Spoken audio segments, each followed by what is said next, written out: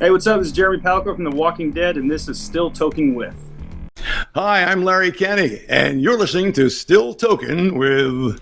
What's up, everybody? It's comedian Sherwin Array, and you're listening to Still Toking With on the Dorkening Podcast Network. Hey, it's Wednesday. At least that's what I was told, I think. Is it Wednesday? Yeah. It's Wednesday? Yeah, correct. Oh, okay. Well, thanks, Jeremy. At least somebody... We're all here. At least somebody is paying attention tonight. So, well, good, because I was going to ask Jeff a question before we got started, but you know what? Because you were so enlightening there. What happens when you step upon a star? I wish I came up with something beyond. You get pricked by the point. There you go. You get pricked by the point. I like that. That's actually pretty good. So anyways, folks, yes, it's Wednesday. We got a kick-ass show tonight. Producer, actor, writer. Many, many more hats in that ring. But I won't steal Jeff's thunder for the introduction. But always with me. Woohoo! Wednesday night. It's me, Jar Jar. Hanging with Ben and Jeff. He's got to go.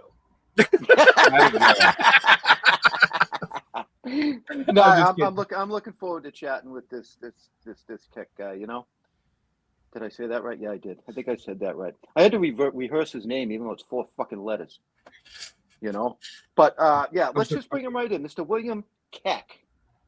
Woo! You got it right. First, that was the longest opening credit sequence. I was like Knots Landing season 14. Is there even time for us to chat? Are we done? We got to wrap it up. Yeah. Available to buy. Yeah, we like to do that. It builds the anticipation. Well, yeah. I'm excited for nudity. When does the nudity start? I mean, do we go for it right now? Go ahead. By all means. Through? Hey, whatever sells. Whatever sells. Have fun of yourself. Who cares? I'll do whatever it takes to sell some of these babies. Yeah. Based on what I was reading, yeah, I bet you would. Whoa. I have a record. I do, Jeff. I've done some bad, naughty things. Oh, really? Yeah, but my conscience has been cleansed. This is my mea culpa. Oh, look at that. Rebooted. Right. It's like going to Jesus. Everybody gets to start all over. My come to Jesus moment. Yes. Wow. Is that the sky you stepped on? Based on what I've read, you've had quite a few of those and a few Reaper moments as well. Yeah, no, I mean, well, the Grim Reaper is the entire first section of my book. It's in 4 sections. The first is death, disturbing the dead and near dead. And I was a tabloid reporter. This is about the times I snuck into funerals and hospital rooms and really got dirty to get the true story about how people died. And yeah, those were some tough assignments for the National Enquirer back in the day. See, we were always taught, don't believe what you read in the tabloids, kids. Is that untrue? Should we believe what we read in the tabloids? You know, it depends on what article you're reading, what week. Everyone always said, oh, the Enquirer, that's 3-headed babies and Elvis sightings in Hawaii. And no, that was further down the rack, like the Examiner and the Sun, some of those other cheaper tabloids. We were the leading celebrity. I was there in the 90s during the whole OJ thing. So, I mean, we had some street cred. You know, LA Times was lauding us. New York Times actually gave us credit for breaking stories. It took us serious. The problem is that they paid a lot of money for us to go get the story, paying money to sources. But the story was never good enough for the editors. They always wanted to juice it up. So, I mean, if we had a couple arguing, they were getting divorced. If a couple was thinking about moving together, they're talking marriage. Always the headline had to be just blown up to the max to sell papers. If they're not pooping in their pants, we're not going to print it. That's exactly right. Yeah, that was 1 week. It was Golden Girls all pooping in their pants on the set. One day. It was one of our biggest selling issues. It was amazing. Right. And you've a lot of amazing entities, I guess we would call it. So like you said, the National Enquirer, People, Entertainment Weekly, USA Today, LA Times. I mean, wow. Yeah, but I mean, when you work for the Enquirer, you don't go instantly working for People magazine. I mean, I had to pay my dues. So the only place that would hire me was a soap opera magazine. So I went from digging in dumpsters to finding out that Marina was going to choose John or Brian. So that was paying my dues in a whole other way. But so then, Real quick, you writing for soap opera magazines.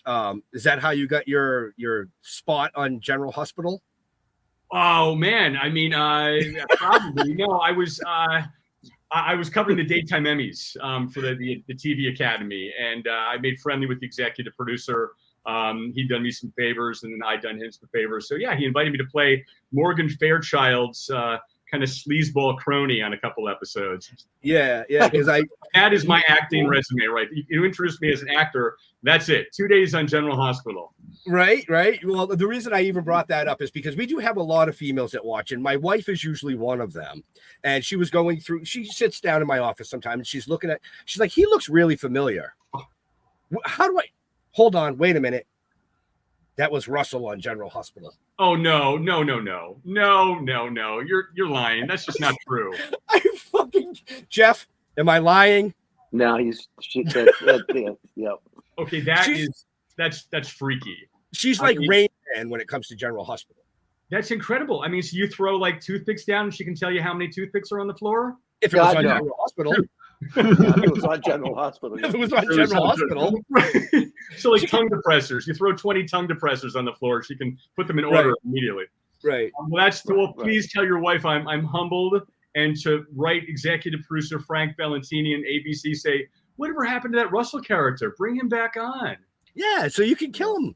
Yeah, I did get almost strangled by one of the characters. So that was fun. But we're actually here tonight, folks, to talk about William's upcoming book release tomorrow.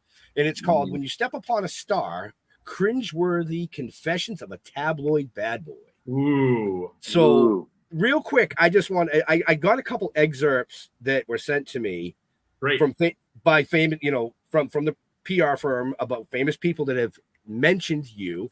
So we're gonna start with a bad one. Oh, not a bad one, but somebody that doesn't really like you. Yeah. Spin the wheel. It could be anybody.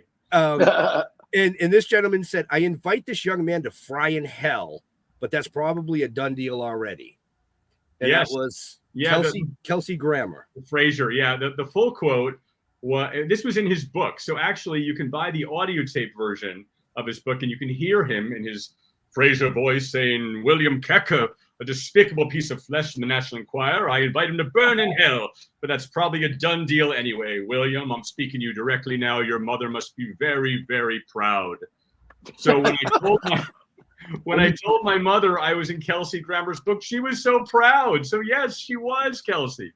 Thank you for the shout out. So I thought it was only fair when I came out with my book that I should tell my side of the story on things and how things went down. And through that, I contacted his ex-fiance, who wrote a whole page in the book, talked about how he broke up with her via their therapist, and she was thinking about taking her life. And now she's doing great. I'm doing great. Fraser's doing great. He cleaned up his act too.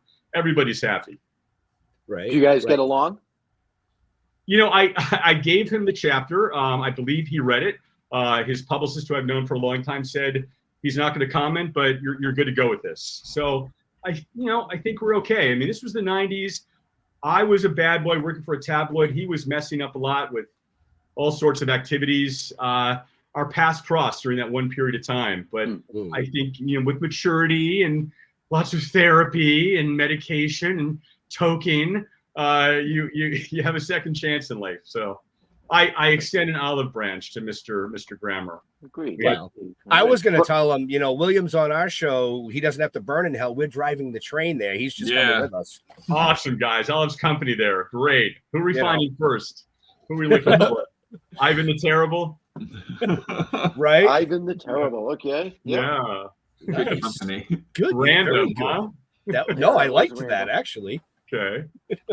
Yeah, So I was looking for Genghis first, but how'd you get started in all this? Like how do you get into the Enquirer? Well, I never took a journalism course in my life, so that helped right there. I sold a story, Jeremy. I was working as an NBC page, and I was working. This is how old I am. I was Johnny Carson's final shows. And I normally would never, ever, ever think to sell a story, rat out an employer. You don't do that. But as pages, we were being asked to hide the old people in the audience. So there could be grandma and grandpa who camped out overnight, and they did during these final weeks of Johnny's reign. And they're first in line, and then they didn't get to sit up front. We only were able to see modelly, good-looking younger people up front because Johnny didn't want to go out looking like a dinosaur. Jay Leno was coming in with the youth factor, and he wanted to not look like it was a show like the Ed Sullivan show or the Lawrence Welk show. So I think this is pretty shady. And some of the old people got really mad at me. One guy ripped up his tickets and threw it in my face. So a friend of mine said, I know I sell stories to the Inquirer. You could make some money from this. They paid me $2,000 for that little story. And Wow. And then I was in. Then they offered me a job, and that's how it started. This was early 90s? This was the mid-90s. Yeah. Oh, that's a pretty healthy bonus in your check that week. Oh, man, yeah, no, it was more than I was making as a page, Yeah. saying, this is Ed McMahon's toilet, and over here is Doc Severinsen's toupees, and I needed that money. We went to Hawaii. My friend and I went to Hawaii on that money. Very nice. Nice. And how long did you work for the Inquirer? Just 3 years. I said 3 3 years, and that's it. Okay. But then I went on to, like we said, People and LA Times. But the problem, Jeff, was that you can quit the Inquirer, but that doesn't mean the Inquirer has quit you. Those things that I was doing were still in my brain. Those tricks of the trade to get secrets out, and I ended up stepping on even more stars when I went legit. Wow. Oh. So how many bushes did you hide in? over the years? Several, but a lot of times the photographer would hide in the bushes, the paparazzi. I wasn't one of those. I did have camera with me sometimes, but the paparazzi would get the photos, and then I would go and talk to the celebrity, chat them up and get information, kind of bring them out to where they could be photographed. I guess one memorable story. I mean, I'm guessing one of you is a sci-fi fan. I know Jeremy probably was a fan of the $6 Million Man and the Bionic Woman. Oh, yeah. Yep. Oh yeah.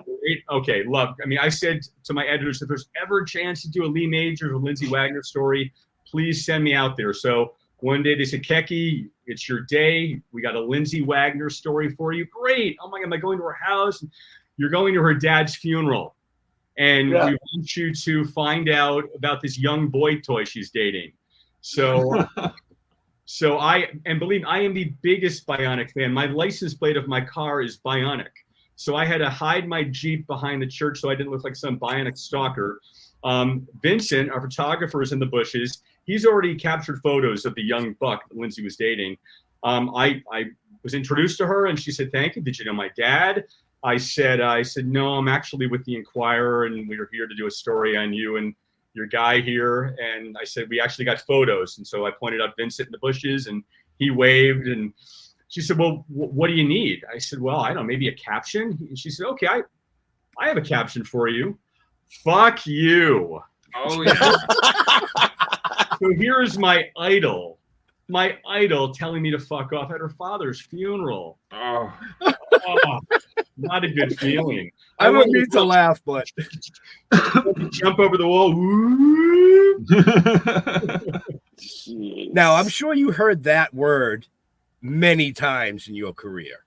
Yeah, and not even when I was a reporter. I mean, when I was working for Aaron Spelling Productions, I was working on a Drew Barrymore show, and I had to get her script revisions over the weekend. And I had to make sure she got them. On Monday, she had to know those lines. So, this is before texting. This is a long time ago. So I was leaving a few messages on her answering machine. And she finally returned the call and said, hey, Will, it's Drew. I got your 50 fucking messages, and I'm going to fucking kill you. I wish I'd saved that. And then she said, haha, just kidding. I got the pages. But yeah, no, I mean, that F word came up a few times. It was totally unfair and unwarranted. Right? Wow. Yeah. Not like you were prying into their personal life or anything like I wasn't that. going through their garbage or looking into their windows. It was always fuck you, not fuck me. There was no like that side of it, huh? That's the characters from Austin Powers, right? I remember those two. Remember? Fuck you, not fuck me.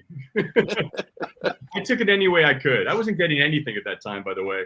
There was no fucking going on at all. How were you able to get close enough to these people to be able to like actually talk to them? Like, Well, it's all Lee tricks. Majors. I mean, it's like Wedding Crashers. Lee Majors, I did meet him. He actually sat on the bumper of my Bionic car, so we're seated on the car. It was pretty cool. I got Lindsay to do the same thing. But it depended on the challenge. Weddings. Meredith Baxter Burney, the mom from Family Ties, Look at you. Alex Keaton's mother, was sent to crash her wedding. So I chose to go to the reception. Thought it was easier. And I bought a gift. I bought a little $5 Target picture frame. I wrapped it really nicely. And with all the other guests, I brought my little gift in. I placed it on the gift table. I just walked in, waved to security. I was in. Then we kind of mingled, my date and I. And then we saw a couple of place cards that hadn't been claimed. So those were our seats. We sat down. And then when it came time for the cake cutting, everybody got up. I got up and took a wonderful picture of the family. And that picture appeared in the National Enquirer the next week. That's, Good for you, man. that's one way you do it. Wow. I mean, as a teenager, I wouldn't even sneak into the movies. Oh, I did. I'm like, oh, Yeah. yeah. Right? Really? I sure did. No, I never did that. Why, No. Jeff? You look like a bad boy. Why did you not? I was a bad boy in other ways. I didn't need to sneak into theaters. Ah, okay. All right. All right. Yeah. Yeah. But that's a story for another day. All right. Yeah. That's for the second book when he gets Color the dirt me on up. us. I'm going to be going through your garbage now, Jeff. And Good luck Now- with that.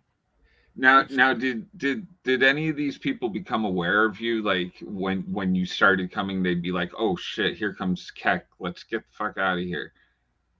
I think there were enough of us that they could recycle us. So if we'd been spotted, they could send somebody else into the lion's den.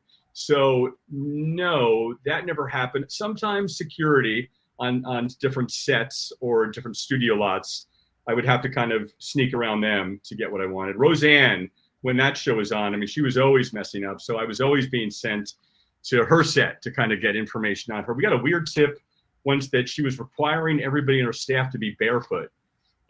So that kind of stuff would come in. But, Roseanne and Tom Arnold, her husband at the time, they loved being in the Enquirer. And if they weren't in the Enquirer, they were pissed and they would do something that week to get back into the Enquirer.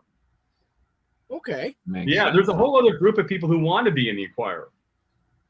Well, that's weird. Publicity is publicity. Yeah, that's right. And if you can get Okay. the Enquirer to pay for your wedding, if people doesn't want it, the Enquirer will write a check to you. And it all depends. If you're on your way up or you're on your way down, that's where you land. Did you ever get put onto a detail like that you really just didn't want to do? I mean, all the time. You find out. Okay, The Honeymooners. Okay, a classic sitcom, The Honeymooners back in the day. Ralph Cramden, his wife Alice Cramden, played by a veteran actress named Audrey Meadows. They had information that she was in the hospital and that she was on the mend, though. She had some kind of bronchial thing. So I was sending with flowers to her hospital room. I mean, you don't do that. I've been in the hospital room with my family. I'm like, if anybody came in there to try to snoop, I would kill them. But it was the assignment. So I brought flowers in. And Audrey said, "Oh, how lovely, thank you." And she opened the cards, saw they were from the Enquirer. And she said, "No, you've got to leave." Well, I didn't really get an interview, but the Enquirer had other sources that were convinced she was on the mend. So the story ran, Audrey Meadows about to be released from the hospital. By the time the story came out in the Enquirer, Audrey was dead with my byline on the story. There was a new publisher who had just taken over the Enquirer. And he met me and he said, "Oh yeah, you're the one who did that Audrey Meadows story. Great work." So a lot of times, you would contribute your information and you wouldn't really know what the story was going to look like until several other people had done a bit of creative writing on it. Right. Yeah. Okay. Yeah. I did a whole story on, Dinah Shore's funeral. She was a talk show host back in the day and Bob Hope was at the funeral and the president, Gerald Ford and Betty Ford. I mean, there were big stars there. They didn't use a word of that. All they used was something about Burt Reynolds, just as, could never get over Dinah Shore. And a lot of times they'll write the story in their minds before they even send reporters out. They know what they want. Right. And if they don't get that, they go with the story that they think will sell. So what percentage of these stories are actually truth? So they would spend a lot of money to send me to Utah to try to ski and get to John Kennedy Jr. They want me to find out if his wife was pregnant. So I booked a room outside of the room, and every time they put food out, I would go to look to see if Carolyn Bessette was drinking alcohol. So they really tried hard. But then there were 3 guys, we were told, in Lantana, Florida. the Home Office, and they sort of molded these stories. So I think there was a kernel of truth in all of them, but then you kind of had to find that. And celebrities themselves even said that. You know, they said you know, you could believe maybe 30 to 60% of it. And the other magazines, and they would pick up the Inquirer because they knew that there was something brewing there that they could look into. Okay. Yeah. Interesting. So, as far as the book goes, now give our viewers and listeners a little insight to what the book is all about. Your book, not what you've already done in the past. Yeah, well, it's okay. Now it's going to get a little serious here, so shake me up. I don't want this to become too serious, but it's really my evolution. You know, I mean, I have a lot of celebrities in the front of the book. Henry Winkler, you know, people who are saying this guy changed. He's no longer who he was back in the day. Give him a chance. So it's about my evolution. It's about where I started as a bad boy. I was kind of living a secret life at the time, keeping my own secrets about myself. I decided to come clean about me, and that meant leaving the Inquirer, going legit. And I learned lessons from each of these things. And every chapter in the book, all 39 chapters, ends with a lesson that I learned that I think people can probably apply to their own lives. Okay. Yeah. What's the best lesson you learned? Wow. I mean, so many. You can only pick one. I mean, I think it's, you know, be true to yourself. Okay. Yeah, people can ask you to do things, and you gotta think, is this really who I am or who I want to be? I think that's true. Yeah, and don't wrestle bears. That's also, I wrestled the bear. I had to do that. Yeah, Hey, that was going to be one of my hold on, questions what? a little bit later. What the fuck? What kind of bear? What were you? It was an 800-pound brown bear with all of his teeth. And the reason was, you know, back in the day, the Inquirer they wouldn't send us out just to do these celebrity stories. They had us do these ridiculous stunts. They had me spend 2 days as an 80-year-old man to see if I experienced ageism, if I could get in the movies. Jeff, if I could sneak in the movies, or get a discount in the movies, if I could get to a hot club, or if they would kick me out. But yes, they had me. They said, Inquirer reporter, and I think I was like 150 pounds, wrestles an 800-pound bear and lives to tell about it. And the money shot was when this bear was on top of me, and they put a marshmallow in my mouth, and the bear ate the marshmallow out of my mouth. All those photos, by the way, are in the book, and it's in the chapter about the celebrity who beat me up. Since I can't show his picture, I substitute him with Bogey the bear. Bogey beating me up. Damn. Okay. Well, I mean, obviously it was a trained bear. It wasn't some bear in the freaking wild that you decided to go wrestle. No. Yeah, it was a movie bear. So yeah, that's what I figured. From Grizzly Adams or something like that. Yeah. Yeah, he still could have. He had his teeth. Yeah. Yeah. Oh, I get it. They're big. I ain't messing around with no bears. Bogey the bear. But they were the way they wrote this too. They called me like, you know, little wiry Keck reporter. I mean, it was like they tried to make me into this, like, you know, like the early version of Captain America, you know, before they CG'd him into Chris Evans. That's how they painted me. I'm like, oh my God, guys. I mean, I wasn't like a olive oil from Popeye. What was the headline? William Keck bears all? That should have been the headline. That's killer right there. Yeah. He just wrote that down, and he's going to sell it to the Inquirer tomorrow. Thanks, well, Jeff. Good luck finding the Inquirer, Ben. I mean, when's the last time you saw the Inquirer? When's the last time you saw anything in newsprint? Hey, well, inquiring minds want to know, but minds have left a long time ago. Well, you know, people still subscribe. You can find it if you really look hard on some newsstands, but it's kind of buried now. Their website, you know, during the whole, and again, we're not political. President Trump was on trial. There was a trial about catch and kill. The Inquirer came back into the spotlight. And I thought the Inquirer was going to kind of emerge during that time and say, hey, yeah, we're still here. I went onto their website and they had not posted a new story in like 2 years. One of the lead stories on there was why James Caan can't find the right woman. Well, maybe it's because he's been dead for 2 years. Right. Right. Wow. So they need to get on TikTok if they're going to do anything. I want to back. Which one? Go ahead. I'll take the Jeff Square for 100. I said they need to get on TikTok if they want to do something in the future. Yeah, exactly. I don't know. I think they've TikToked. I think their TikToking is over. I think their glory years have come and gone. Probably. Right. Yeah. So I want to just reel back for a second because you said that, it was your book's about, the evolution of you and your career and telling somebody secrets while hiding your own secrets. Yes. Would you care to enlighten our viewers with maybe just one of your secrets? I know our viewers are gonna be shocked, but I'm gay. So that was my secret. I was looking into all these celebrities. Oh man, what the heck? Right, what the heck, man?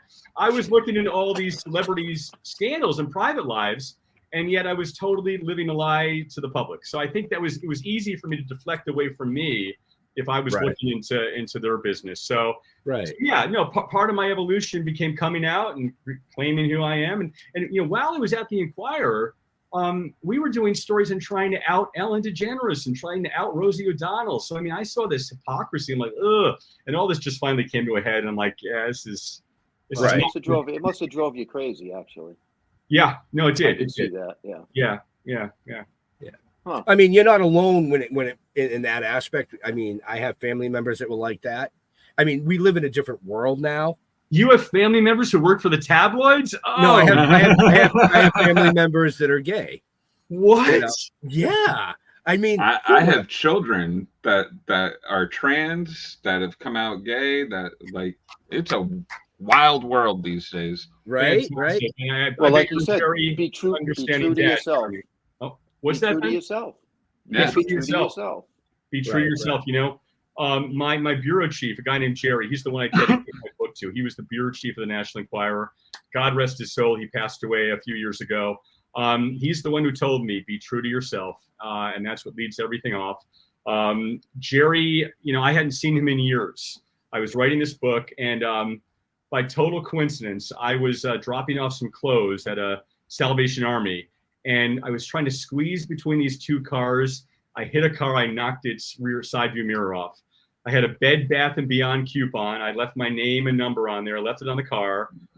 And whose car did I hit but my former bureau chief, Jerry George, who I hadn't seen in 12 years.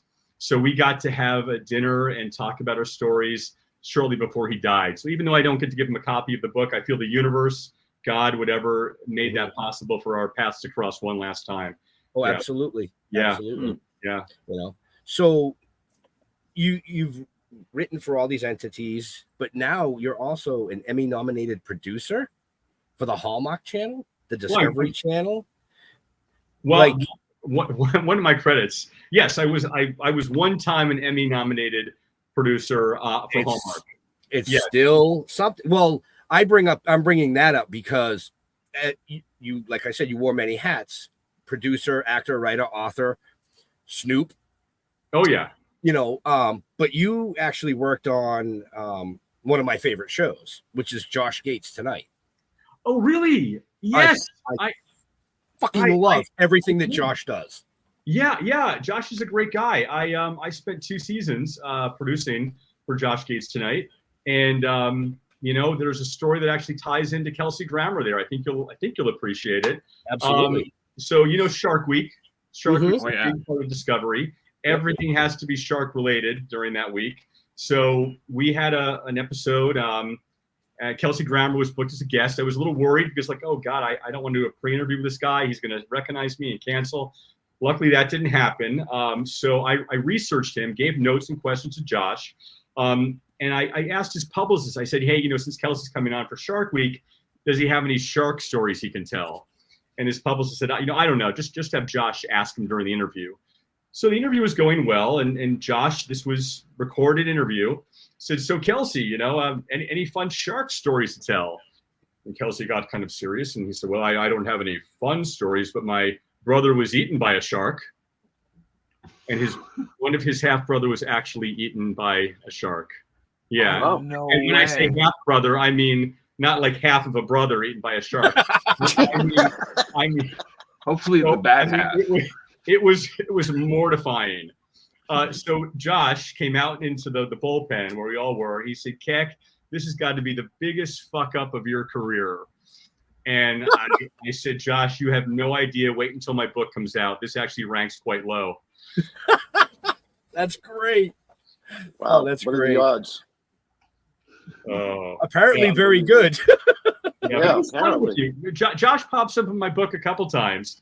We did stunts. We came up with these crazy storylines, and one of the themes was sitcom week. So I got one of the Brady Bunch kids to come on the show, Cindy Brady, Susan Olsen. Yep. And my skit was that there was some rivalry between the Brady Bunch and the Happy Days gang. So Cindy Brady was taking Josh to go egg the old Happy Days house where they shot Happy Days. And the kicker at the end was the door opens and Marion Ross, who played Mrs. C on Happy Days, comes out, age 92, her last acting gig. And she says, "You kids get off my lawn." And so she gives Josh the business. And so that was great. What was the surprise that day was this was during the height of COVID. And we were all having to get tested and wear masks. Everybody had to get tested. So Susan Olsen, she chose, again, not political, she chose not to get vaccinated. But this was an issue for us because everybody had to be. So I was in this position of, oh my God, I have her in a skit with Marion Ross, who's 92. This might not turn out well. So I did my best to kind of separate the two as much as possible. Luckily, everybody was healthy, and there was no like Ghost of Marion Ross haunting Happy Days house story that ended up in the National Enquirer. Right. But you never know what's going to happen, I mean, and a lot of money is invested in these things. We had all these locations set and the cameraman ready. So you kind of just got to go with it and hope for the best. Hope nobody dies. Seriously. Roll the dice. So what was one of the meanest things somebody ever said to you? Besides "fuck you" and I'm gonna fucking kill you and yes, well, the fuck you and that stuff that doesn't hit you in the heart. Something that hits you in the heart.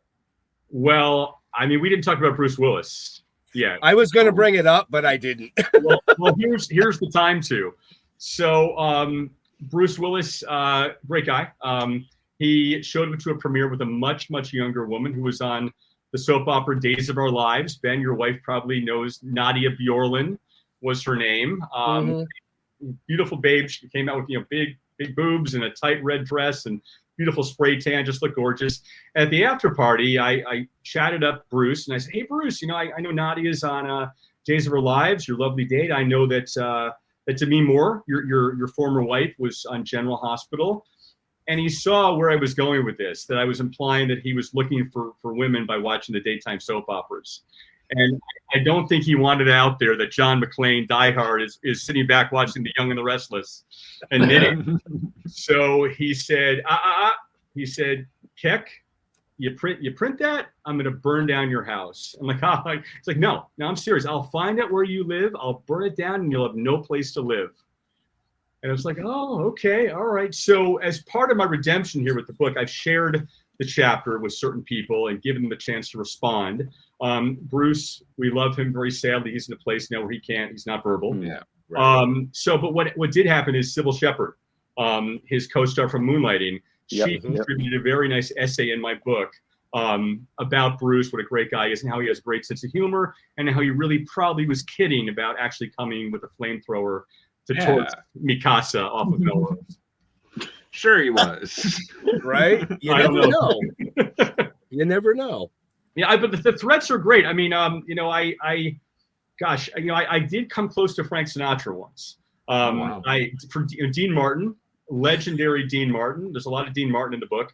I was assigned to cover his funeral. And to do that, I was escorted out of the cemetery. I arrived early, but they escorted everybody out, cleared the grounds.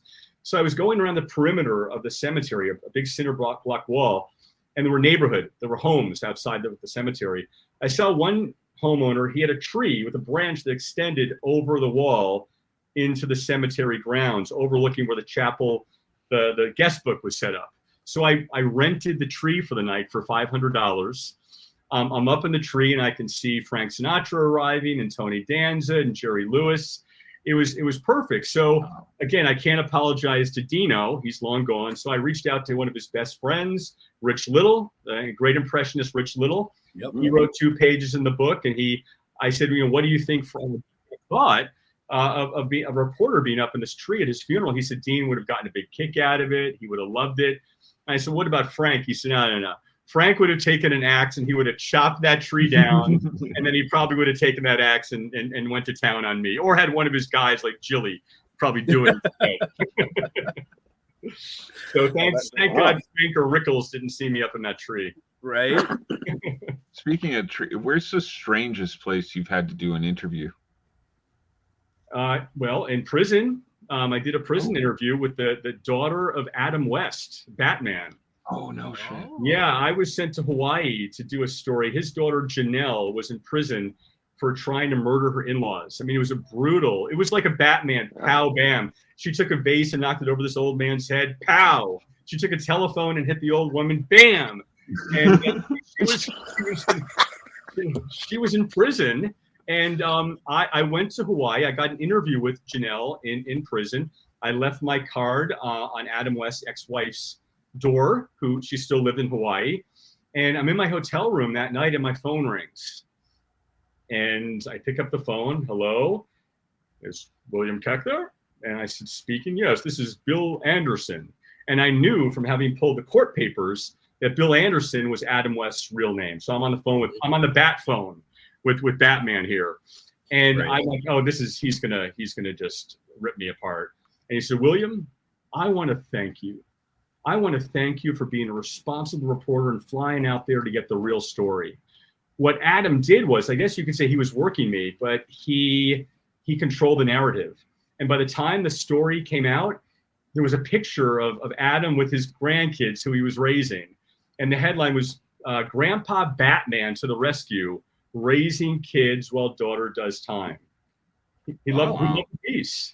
Wow, okay. And I'm happy to say I reconnected with Adam several times at the end of his life, and he said his daughter Janelle was doing very, very well now and back with her kids, who are now adults and probably have kids of their own. Right.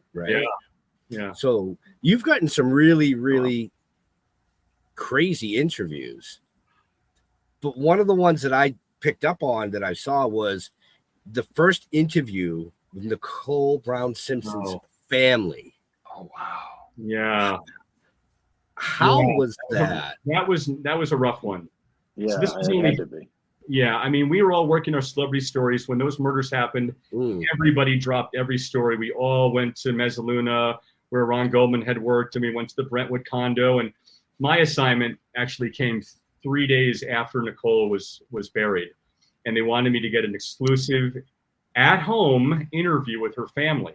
And this was not, mind you, Barbara Walters going into the home with the cameras and sitting down. This was me just finding a way to get, into their home. So I crashed their gated community. I tried delivering flowers. I tried delivering groceries. Nothing worked. So I ended up valeting my car at a Ritz-Carlton next door to this compound. I ran on the beach in my suit and tie. I jumped the wall. I worked my way up to the address I'd been given. I rang the doorbell. The housekeeper answered. Can I help you? I said, I'm here to see Mrs. Brown. She led me into the house, and it was just like a scene in the movie. Nicole's mother, Juditha, her 3 sisters, were sitting around a photo of Nicole crying. And Nicole's mother, Juditha, took my hand and said, thank you so much for coming. How did you know my Nicole? Oh. So, I mean, I never, ever thought I was going to get this far. I had nothing prepared.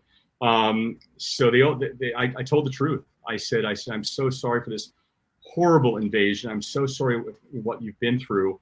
But I'm with the Inquirer. And with that, they all stood up and started walking me toward the front door. Nothing violent. And as they later explained, they had been so ravaged by violence that violence was the last thing in their mind. Mrs. Brown said, you've made this huge effort to come into our home. What do you want? And I said, I guess I'd be curious to know how you told Nicole's children about this. And she told me. She said, we sat them down. We said, mommy's in heaven, but now you're going to have 4 mommies looking out for you.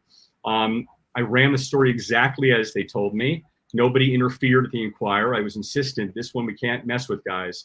And they appreciated the truth of the story, the sensitivity of the story. What happened is that established a relationship between the Browns and the Inquirer that lasted for many, many, many years. We became Nicole's mouthpiece from beyond the grave. When it was time to show that photo that Nicole had taken of her battered face, you know, that OJ had apparently left her looking battered, and she put that away in her safe. We had an artist rendering of that because the photos were in the possession of the prosecution. So I took that rendering down to the Browns for their approval, and then that ended up being that week's cover story. So something horrible ended up being of some benefit to the family in a very horrible situation. Right. So you had some kind of heart back then, even. You weren't totally like, you weren't a total douche. You know, well, douchey adjacent. Yeah. You know, for every Britney Spears car chase when I went the distance, there were times when I was in a high-speed chase with Elizabeth Taylor, and I made the right decision, and I pulled over and let my prey go. There was always this little angel and this little devil, you know. Go for it. No. Find the error of your ways. No, come on, get the story. Go for it. So that was what I wrestled with for many years. Steak, ramen noodles. Pretty much. All I could afford to eat back then, there was ramen noodles. There was rarely steak. Unless I got a big cover story, then I got a bonus. And then I could go to the smokehouse and get a prime rib. Usually ramen. Did you ever get threatened legally by anybody? Well, I mean, I mentioned the celebrity who beat me up. So I can't name that celebrity because there were legal papers. I tripped out big time on Victoria Principal, who I adore. I don't know, I've been obsessed with Victoria. I had a stalker in real life. I write about that. Every chapter has a story about me and a story about the horrible assignment I did. So I talked about the stalker I had, and then I talked about how I sort of stalked Victoria Principal. I'm not kidding you guys. When I first came out to LA, I was so wanting to meet Victoria from Dallas that her husband was a plastic surgeon, Dr. Harry Glassman, one of the biggest plastic surgeons in LA. I got a nose job from Dr. Harry Glassman in an effort to try to get to meet Victoria, and it worked. And I did get to meet Victoria through the nose job, and I think my nose is pretty good. I'm pretty happy with the nose too. So it was kind of a win-win. That's an expensive story. That's a, you know, you really put your nose to the grindstone. But I'm bump. Hey, you know, somebody had to say it. Yeah. Well, I stuck my nose out there a lot, and sometimes it got snipped. But I went crazy on Victoria when she announced she was not coming back to that new Dallas. I wanted her to be back on the show, and I spazzed out. And some of this leaked onto social media, and I did get a legal letter from Victoria, rightly so. I mean, I was nuts, fucking nuts. But when it was time to write the book, I shared the book with her publicist. Victoria very generously called me, and we had a lovely hour conversation off the record, not in the book. But it healed. The book did do some real healing of old wounds. Okay. So it's your way of kind of reaching out and maybe like apologizing for being an asshole. I mean, absolutely. One of the interviews I did with the Desperate Housewives, I was interviewing Marsha Cross, who played Bree Vandekamp. It was supposed to be a nice at-home interview, meeting the twins for the first time. When I walked into her home, she had muffins that she had baked for me. Everything was perfect. That morning, nude photos of Marsha had been leaked. Oh, no. And so here they are again, the devil and the angel. Do you ask? Ask, find out. No, let it go. This is not an appropriate place. At the end of the interview, I asked, and it just tainted the entire day. I was just I beat myself up over this. Marsha's the first person I reached out to.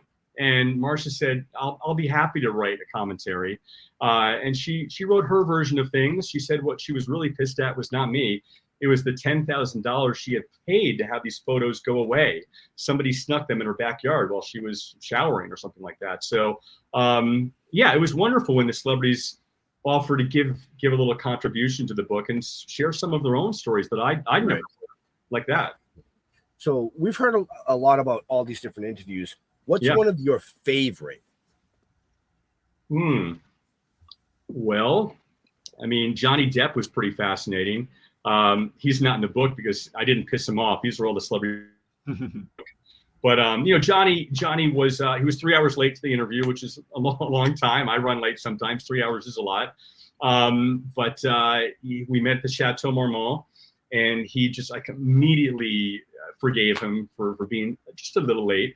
He's very charismatic. He gave me a very personal interview about his childhood, how his family was not a typical family at all. He was embarrassed to bring friends over to the house. The family moved 18 times or something crazy. So great interview with Johnny Depp. I am a big fan of his. I think he's a real cool dude. Nice.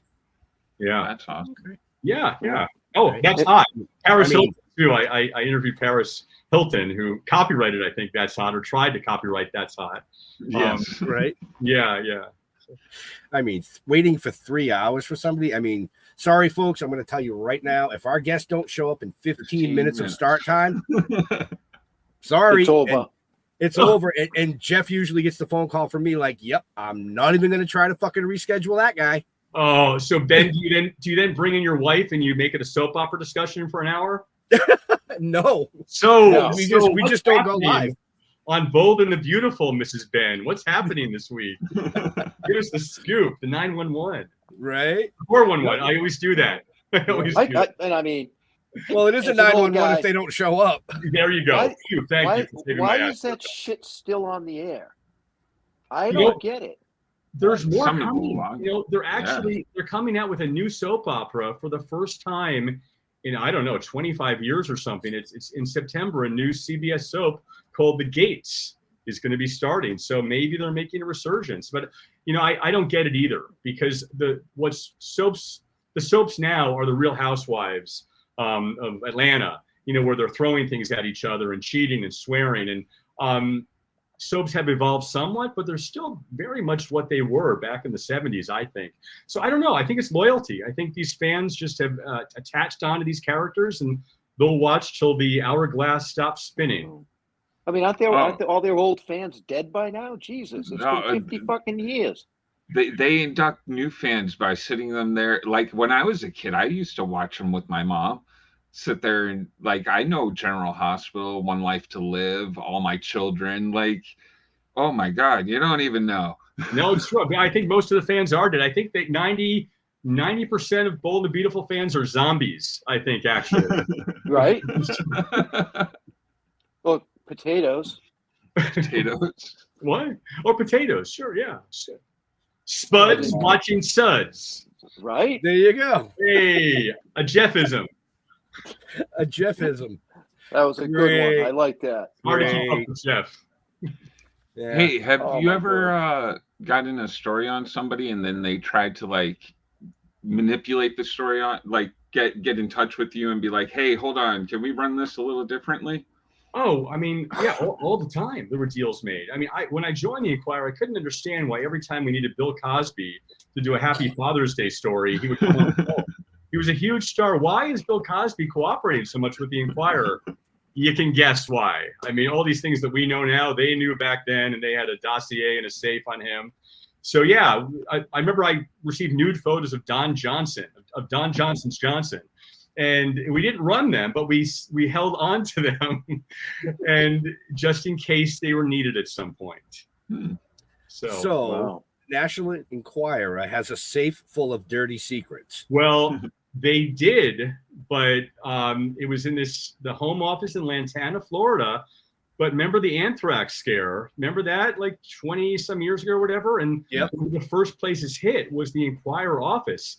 And a gentleman there, a very, very beloved employee, died of anthrax poisoning. Everybody was evacuated. They sealed that place off and destroyed it. So, I can only imagine that somebody wore a hazmat suit and got in there and dialed the safe and got that dossier. I would hope so. But I don't know. Most of that was considered poison. Is it worth dying to get scoop on Bill Cosby's happy pills? I don't know. So now it's a Gone Johnson? Spanish fly. Spanish fly. Yeah. Yeah. Horrible man. Right? Wow. Yeah. So yes, we would somebody would be getting divorced. We would find out about that. They said, "Guys, go easy on me here. I'll invite you to cover the wedding." Those deals did happen regularly. The Lindsay Wagner story. I never really told what happened with the end of that when I was at the funeral. They ended up taking control of the story. Lindsay and her then boyfriend were starting a jewelry line. So we didn't end up writing anything about the funeral. It was about Lindsay and her new younger boyfriend are launching this amazing Native American inspired line of jewelry. So win-win. Nobody wanted to work with the Inquirer. So when somebody did, we rolled out the red carpet. Okay. Yeah. Very smart. Yeah. We were never invited to the party. So when we were, we played ball. All right, so you wouldn't tell us who roughed you up. I can't. But NDA signed. Yeah. no, I know that. You wouldn't tell us who roughed you up, but who fondled you? So, it's on my list of 500 people I would want to fondle me, and there's several on there. This person would not have ranked on there. I mean, I would love to tell you that it was like George Clooney or Brad Pitt, but this stretches back. So did you ever watch a show called Soap? Yeah. Yeah. Remember Soap? This is a story of two sisters, Jessica Tate and Mary Campbell. So an actor on that show who then later went on to Empty Nest, who was it was a spinoff of the Golden Girls, an actor named Richard Mulligan. He played Burt Campbell, who thought he was invisible on Soap. And it was weird. This was just so weird. We were backstage at the Emmys. This is before I got into the business at all. I had no contacts. I got a job as a security guard, and I was posted to watch the Emmys, guard the Emmys backstage at an Emmys rehearsal. So the stars were coming and going, and one of the stars that day was Richard Mulligan. And I'm like, oh my God, it's Burt Campbell. He's so funny. I loved him, and I'm going to introduce myself. So he came out, and we had a nice little chat. And then after it was over, he just reached down and grabbed my nuts. And you didn't pay him for it or anything. No, there would have been there would have needed to be more than just a grab. I mean, come on, yeah. So well, you were just beginning. You got to start somewhere. That's right. There was no gift. There was no movie. No romance. No dinner. He went for the grab. No snacks. Well, he was a doctor in his past life. He just wanted you to cough. Well, that's right. He played Dr. Weston on Empty Nest. That's right. He was a doctor. Yes, but he didn't ask me to cough. He said it quietly. You weren't listening. So Richard Mulligan has gone to that great fondling place in the sky, fondling angels, having a field day. So I couldn't reach out to him or reach under him. So I contacted one of his old Soap castmates, an actress, Diana Canova, who played Corinne Tate on that show. She was great. She had an alien baby or a possessed baby. Mm-hmm. So she wrote a very nice commentary in the book defending him, but not denying it. What her theory was that he was kind of a Goomba, she said it was locker room behavior, a term we've heard a few times. Yeah. And that it was just kind of a man-to-man macho sign of bonding. I don't know. I mean, in the locker room, maybe an ass smack or a towel tap. But I don't think I've ever had a nut grab. Maybe start with a nice tap on the shoulder, but I'm like, if that's locker room behavior, I guess, can I just go into a locker room and say, hey, how you doing, Frank? How you doing? Grabbing people by the nuts. I heard this is acceptable. Yeah, right. According to Richard Mulligan from Soap. So just bizarre. I still am like, how did all this weird shit happen? And I am really glad that I'm able to write this down, before the vodka gets the best of me. So, folks, in case you haven't realized yet, William is here promoting his new book, which is releasing tomorrow. The show notes are up above, down below. Click on the link. It'll take you there if you're interested in purchasing it. It's When You Step Upon a Star, Cringeworthy Confessions of a Tabloid Bad Boy. And a lot of the stories you've heard so far tonight are only the tip of the iceberg of what's in this book. You notice how I said, see, I said the tip. I didn't even go for the ball grab. I gave him the tip.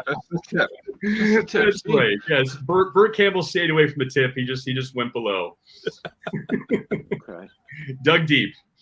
So yeah, buy it. I think you'll be entertained, and there is a little life lesson at the end of every chapter that will improve your life. I guarantee you'll become a different person, a better person. All your dreams will come true.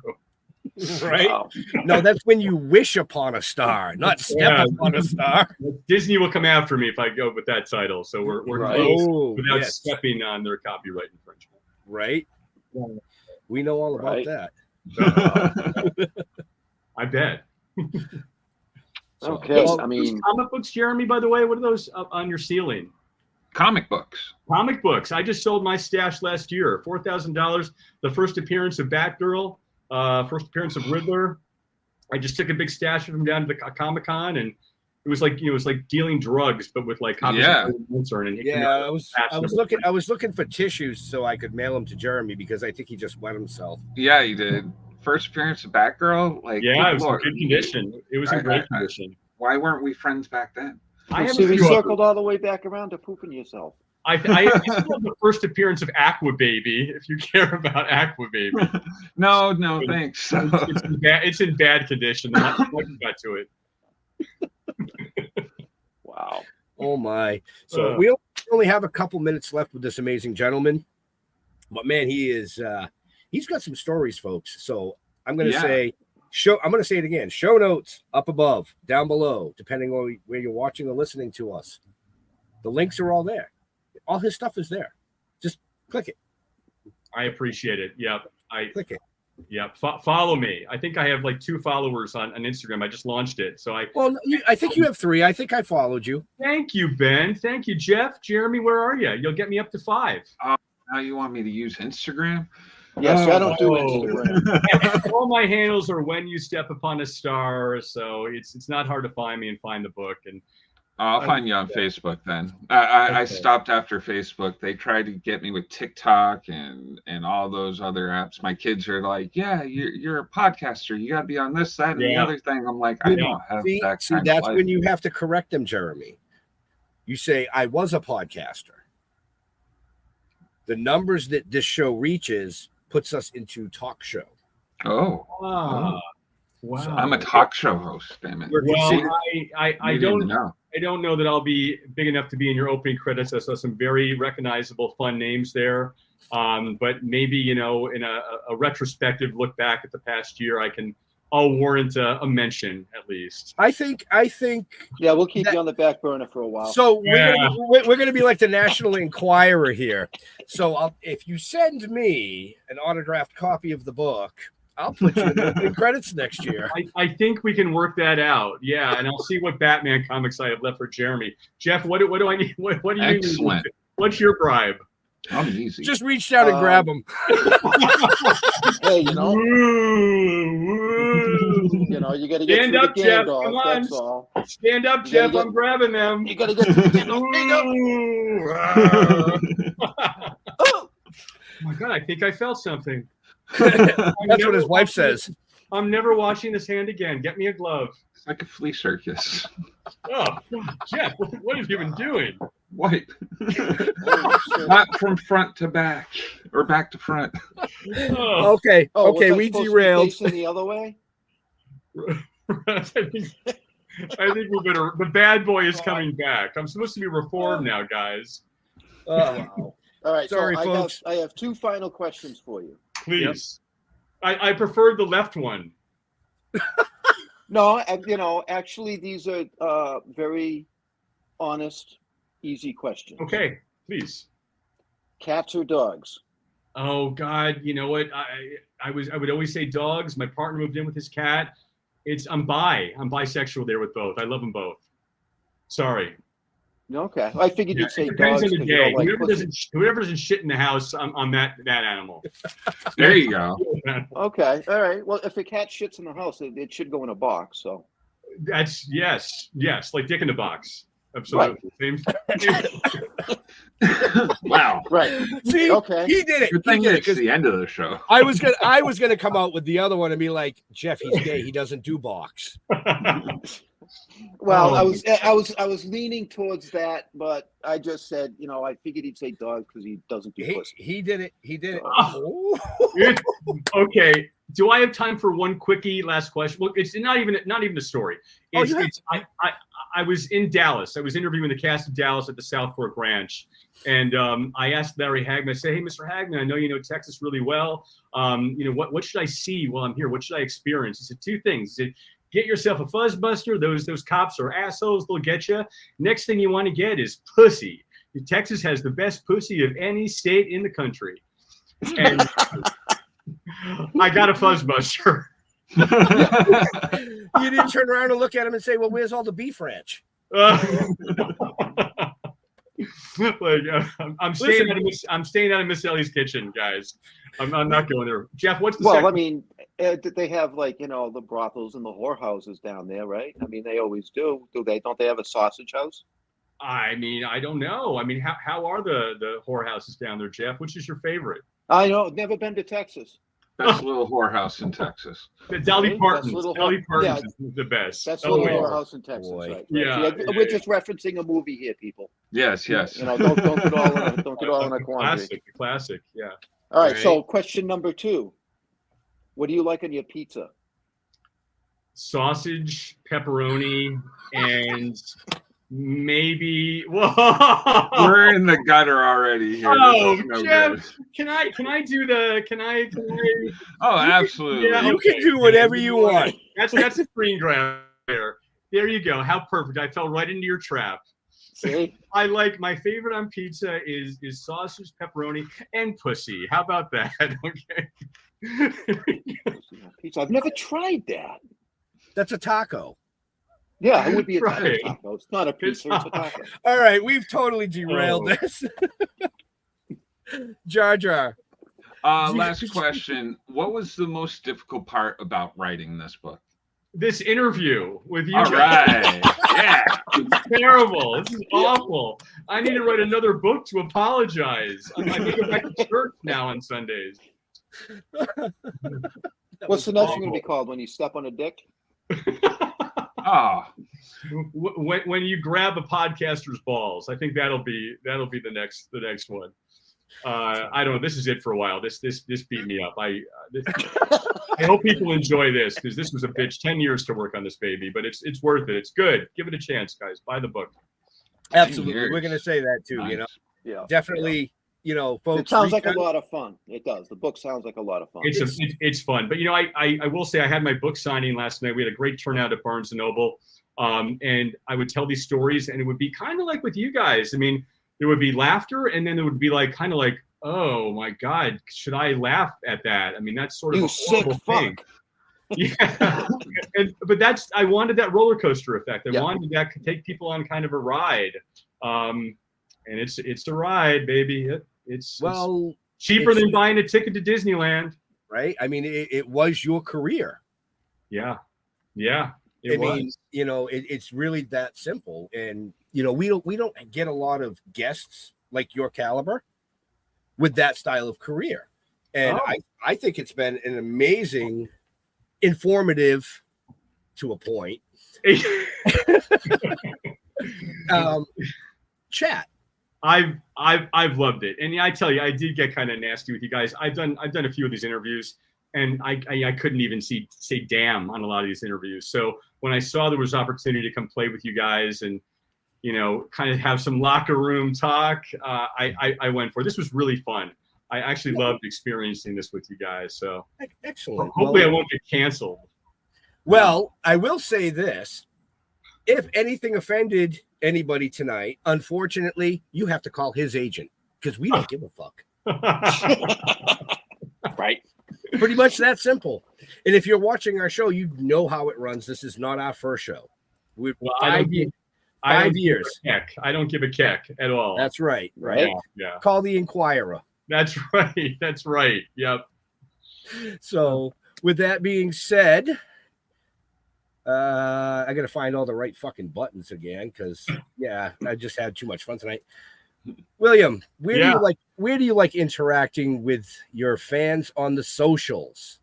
Again, when you step upon a star.com is the website. That'll take you to links to buy the book. When you step upon a star Instagram, when you step upon a star Facebook, Twitter is step upon a star if you care about that. And I'm not kidding you. Today, I finally got into the Tic Tac world. TikTok.